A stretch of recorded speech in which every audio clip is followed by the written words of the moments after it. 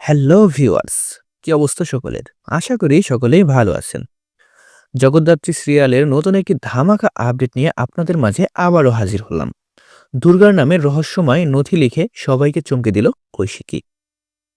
দুর্গা দাঁড়িয়ে আছে এক কোণে, মুখে দুশ্চিন্তা, চোখে অজানা আতঙ্ক, ঘরে অদ্ভুত নীরবতা, যেন কেউ কথা বললেই ভেঙে যাবে চাপা উত্তেজনা। টেবিলের সামনে শান্ত মুখে বসে আছে কৈশিকী, হাতে কলম, সামনে সাদা কাগজ, কিন্তু সেই কাগজে কি লেখা হচ্ছে তা কেউ ঠিক বুঝে উঠতে পারছিল না। সকলের নজর ধীরে ধীরে তার দিকে আটকে যায়। কলমের শব্দই তখন ঘরের একমাত্র আওয়াজ। দুর্গার মনেও হাজার প্রশ্ন।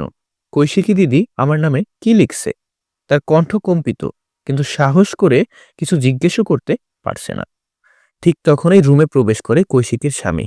দূর থেকে স্ত্রীর লেখা দেখেও যেন অনুভব করে এটা সাধারণ কিছু নয়। সে থমকে দাঁড়িয়ে থাকে কৈশিকীর পিছনে। অবশেষে কৈশিকী লেখা শেষ করে কাগজটা হাতে তুলে নিল। ঘরে সবাই নিঃশ্বাস বন্ধ করে তাকিয়ে আছে। দুর্গার দিকে তাকিয়ে কৈশিকী বলল, এবার সত্য সবাই জানবে। এতদিন যা বলা হয়নি, আজ আমি সব লিখে নিলাম। তোমার নামে আর কোনো অভিযোগ থাকবে না, কোনো অপমানও নয়। দুর্গা বিস্ময়ে পাথর হয়ে যায়। যে কৈশিকীকে সবাই ভয় করত, সেই কৈশিকী আজ তাকে রক্ষা করছে। ঘরের সবাই নিজেদের মধ্যে ফিসফিস শুরু করে দেয়। কি এমন ছিল সেই নথিতে? কেন হঠাৎ এমন সিদ্ধান্ত নিল কৈশিকী? কিন্তু কৈশিকী আর কোনো উত্তর দিল না, শুধু বলল, সত্যকে লুকিয়ে রাখা পাপ, আর আজ সেই পাপ আর হতে দেব না। তার দৃঢ় কণ্ঠ পুরো ঘরকে স্তব্ধ করে দেয়। দুর্গার চোখে অজান্তেই জল চলে আসে, ভরসার, কৃতজ্ঞতার, স্বস্তির।